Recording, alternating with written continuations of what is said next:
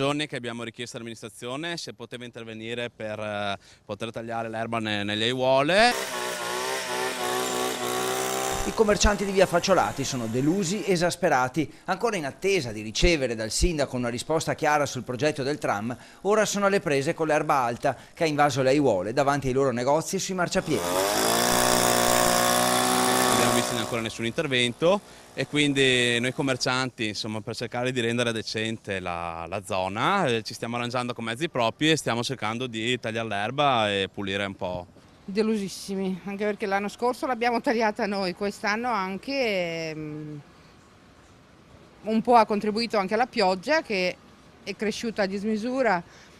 I commercianti sono convinti che il sindaco Giordani e la sua giunta abbiano come primo pensiero il progetto del tram e chiedono invece attenzione anche per i problemi quotidiani di chi in via Facciolati ci vive e lavora, percorrendola più volte al giorno. Penso che sia l'ultimo pensiero del tram, perché si dovrebbe curare le aiuole. Proprio mio figlio l'altro giorno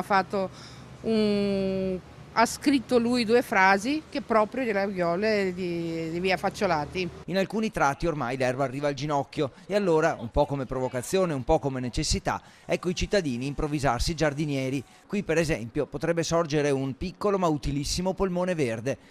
Che si diano un po' da fare perché è la faccia di Padova.